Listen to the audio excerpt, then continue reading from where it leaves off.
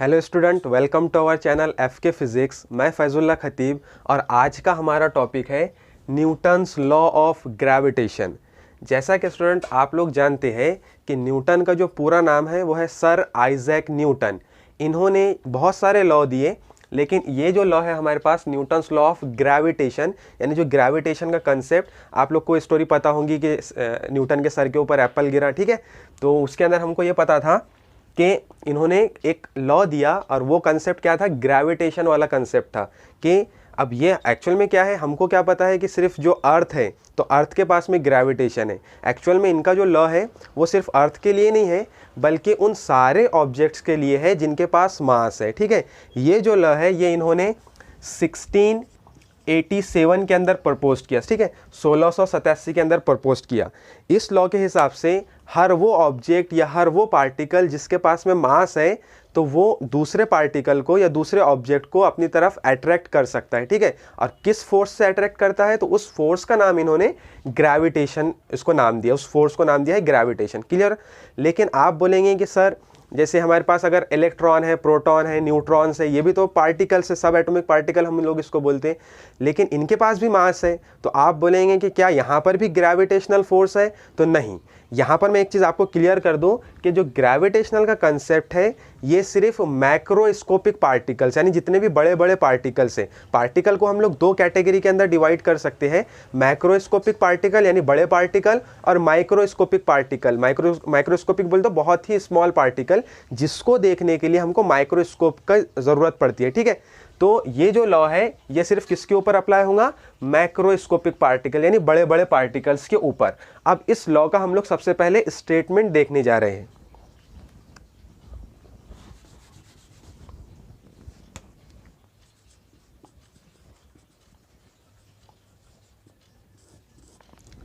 इस लॉ के according, Newton के अकॉर्डिंग, यहाँ पर हम लोग जो इसका स्टेटमेंट रहेगा, आपको इसके नोट्स बनाते टाइम में इसको लिखना तो पूरा का पूरा स्टेटमेंट एक साथ में है, लेकिन मैं आपको इसको ब्रेक करके दो पार्ट के अंदर बताऊंगा जिससे इसको समझना बहुत आसान हो जाएगा। सबसे पहला जो इसका स्टेटमेंट है वो क्या रहेगा, the force between two objects is directly proportional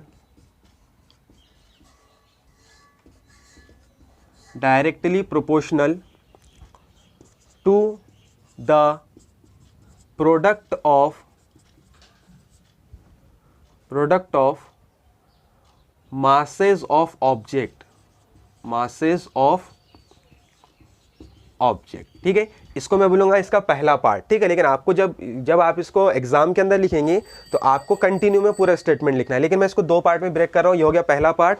दूसरा पार्ट में लिखेंगे and the force is inversely proportional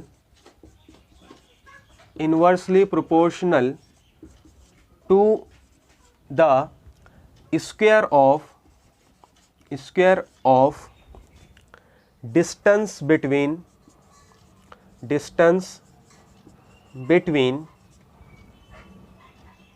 two objects। Clear student. देखो यहाँ पर अब अपने को दो स्टेटमेंट मिल गए, मतलब स्टेटमेंट एक ही है लेकिन उसके दो पार्ट मिल गए। पहला पार्ट क्या बता रहा है इसका, the force between two objects, यानी अगर हमारे पास दो ऑब्जेक्ट्स है तो उनके बीच में लगने वाला फोर्स, अब आपको पता है कौन सा फोर्स, ग्रेविटेशनल फोर्स, तो किसके बराबर रहेगा, is directly proportional to the product of masses of object, यानी दोनों भी ऑब्जेक्ट जो है उनके बीच का जो ग्रेविटेशनल फोर्स रहेगा दोनों भी ऑब्जेक्ट के मासेज के प्रोडक्ट के बराबर, उनके मल्टीप्लिकेशन के साथ में डायरेक्टली प्रोपोर्शनल रहेगा। And the force, second point के अंदर क्या है, and the force is inversely proportional to the square of the distance between two objects. और यही फोर्स, ग्रेविटेशनल फोर्स, दोनों ऑब्जेक्ट के बीच में जो डिस्टेंस है, अगर उस डिस्टेंस का हम लोग स्क्वायर कर लें तो उस स्क्वायर के साथ में इनवर्सली प्रोपोर्शनल रहेगा। इसको समझने के लिए हम लोग एक डायग्राम ड्रॉ करेंगे। मैं अज्यूम करता हूं कि हमारे पास ये दो ऑब्जेक्ट है, ठीक है, और इनके मासेस को मैं कंसिडर करता हूं m1 मास और दूसरे के मास को m2 मास, यानी दोनों ऑब्जेक्ट के मासेस अलग अलग है, एक का मास m1 दूसरे का मास m2, और इनके बीच का जो डिस्टेंस है इसको मैं स्मॉल r अज्यूम करता हूं, ठीक है, इनका बीच का जो डिस्टेंस है स्मॉल r है। तो अगर हम लोग देखें तो दोनों मतलब एक ही स्टेटमेंट के दोनों पार्ट को अगर हम लोग रिलेट करके देखें, इसको मैथमेटिकल फॉर्म में अगर कन्वर्ट करके देखें तो हमको इक्वेशन कुछ इस तरह से मिलेगा। ओके स्टूडेंट, ये रहा हमारा डायग्राम जिसके अंदर हमने पहले मास को m1 कंसिडर किए थे, दूसरे ऑब्जेक्ट के मास को m2 कंसिडर किए थे और इनके बीच के डिस्टेंस को स्मॉल r कंसिडर किए थे।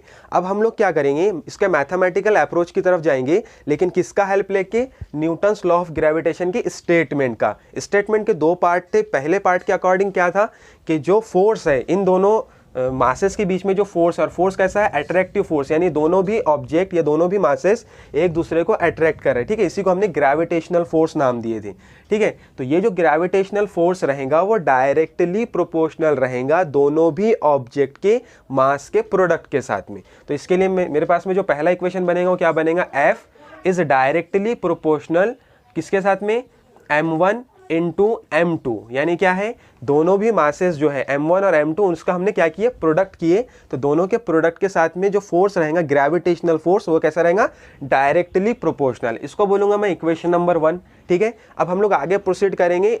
जो स्टेटमेंट का सेकंड पार्ट था, सेकंड पार्ट के अंदर हमने क्या देखे कि जो ग्रेविटेशनल फोर्स है वो इनवर्सली प्रोपोर्शनल है किसके साथ में, ये जो डिस्टेंस है इसके स्क्वायर के साथ में, यानी इसके अकॉर्डिंग क्या हो जाएगा, F is inversely proportional to r square, ठीक है, डिस्टेंस के साथ में इनवर्सली प्रोपोर्शनल। इनवर्सली प्रोपोर्शनल और डायरेक्टली प्रोपोर्शनल में क्या डिफरेंस है, डायरेक्टली प्रोपोर्शनल का मतलब रहता है कि अगर हम लोग मासेस को इंक्रीज करें तब फोर्स भी इंक्रीज होगा, ये हो गया हमारा डायरेक्टली प्रोपोर्शनल, यानी एक चीज बढ़ाने पर दूसरी चीज का भी वैल्यू अगर इंक्रीज हो रहा है तो उसको बोलेंगे डायरेक्टली प्रोपोर्शनल। और इनवर्सली प्रोपोर्शनल को लिखने का तरीका क्या है, इसको आप 1 के अपॉन में लिखते हैं, ठीक है। और इनवर्सली प्रोपोर्शनल का क्या मीनिंग रहेगा, जैसे आप अगर डिस्टेंस बढ़ाएंगे, ये क्या है, आर क्या है, दोनों के बीच का डिस्टेंस है, दोनों के बीच का फासला है, तो अगर आप डिस्टेंस को इंक्रीज करेंगे तब फोर्स डिक्रीज होगा। इनवर्सली प्रोपोर्शनल का मीनिंग क्या है, एक चीज बढ़ाने पर दूसरी डिक्रीज होगी, क्लियर। देन इसको बोलूंगा मैं इक्वेशन नंबर 2। अगर हम इन दोनों इक्वेशन को इक्वेट कर दे, दोनों भी फोर्स कौन सा है, ग्रेविटेशनल फोर्स है, दोनों को अगर हम लोग इक्वेट कर दे तब हमको एक नया इक्वेशन मिलेगा, और वो इक्वेशन ऐसे रहेगा, F is directly proportional m1 m2 upon r square. इसको देंगे हम लोग equation number 3, clear student. Then इसके बाद क्या करना है, आपको पता है कि जब भी हम लोग प्रोपोर्शनलिटी का साइन हटाते हैं तो हमको वहां पे दो चीजें इंट्रोड्यूस करनी पड़ती है, एक इज इक्वल टू का साइन और एक कांस्टेंट, ठीक है। तब हमारा यहाँ पे जो इक्वेशन बनेगा वो इस तरह से बन जाएगा, F इज इक्वल, जब हम लोग प्रोपोर्शनलिटी का साइन हटाएंगे तो इज इक्वल टू और एक कांस्टेंट, तो यहाँ पर हम लोग capital G as a constant लेंगे, इस कांस्टेंट को हम लोग ग्रेविटेशनल कांस्टेंट बोलते हैं, ठीक है। अब इसके आगे जैसी की वैसी टर्म लिख देने का, क्या है यहाँ पे, m1 m2 upon r square, ये हो गया हमारा इक्वेशन नंबर 4, क्लियर स्टूडेंट। यहाँ पे जो कैपिटल G है आप लिख सकते हैं where capital G is gravitational constant, gravitational constant, ठीक है, ये ग्रेविटेशनल कांस्टेंट है। और ये हमारा जो इक्वेशन है ये फाइनल इक्वेशन है न्यूटन्स लॉ ऑफ ग्रेविटेशन के लिए, ये हमारा फाइनल इक्वेशन है, क्लियर स्टूडेंट। देन यहाँ पर एक हम लोग और अजम्पशन ले सकते हैं कि अगर हम लोग जो जितने भी हमारे पास ऑब्जेक्ट है, दोनों भी जो ऑब्जेक्ट है, अगर उसके मास को हम लोग उसका मास 1 kg कंसिडर कर ले, मतलब m1 और m2 का वैल्यू मैं यहाँ पे लिखता हूँ, सिंस m1 एंड m2 दोनों का वैल्यू अगर हम लोग 1 kg अज्यूम कर लें और इनके बीच का जो डिस्टेंस है r को अगर हम लोग 1 मीटर अज्यूम कर लें और ये वैल्यू अगर हम लोग इस इक्वेशन में रखें, इक्वेशन नंबर 4 में, तो ये क्या हो जाएगा, ये पूरी की पूरी टर्म 1 हो जाएंगी, बराबर है। m1 भी 1 है, m2 भी 1 है, दोनों का अगर मल्टीप्लिकेशन करेंगे तो आंसर 1 आएगा। अपॉन में जो r है, r का वैल्यू अगर 1 मीटर है, 1 का स्क्वायर भी 1 होगा, यानी ये पूरा वैल्यू कितना हो जाएगा, 1 हो जाएगा। तो फाइनल इक्वेशन अपने को क्या मिल जाएगा, F is equal to capital G, यानी हम लोग बोल सकते हैं जो न्यूटन्स लॉ ऑफ ग्रेविटेशन के अंदर जो हमको फोर्स मिलने वाला है, ग्रेविटेशनल फोर्स, वो किसके बराबर रहेगा? ग्रेविटेशनल कांस्टेंट के बराबर। एक चीज़ यहाँ पे और मेंशन कर लेंगे, ग्रेविटेशनल कांस्टेंट का जो वैल्यू रहेगा वो वैल्यू है 6.67 इंटू 10⁻⁻11, और इसका जो यूनिट आएगा वो यूनिट रहेगा न्यूटन इंटू मीटर स्क्वायर पर किलोग्राम स्क्वायर। ओके स्टूडेंट, ये है कांस्टेंट, ग्रेविटेशनल कांस्टेंट, और इसका जो वैल्यू है वो कितना है? 6.67 into 10⁻⁻11 newton into metre square पर किलोग्राम स्क्वायर। ठीक है, इसी यूनिट को हम लोग ऐसे भी लिख सकते हैं, न्यूटन इंटू मीटर स्क्वायर, और ये जो किलोग्राम स्क्वायर है अगर हम लोग इसको ऊपर लेके जाएंगे तो ये बन जाएगा kilogram inverse square. Okay, clear? Then अब हम लोग प्रोसीड करने वाले हैं इसके डायमेंशन की तरफ, न्यूटन जो इसका ग्रेविटेशनल कांस्टेंट है उसके डायमेंशन की तरफ। ठीक है,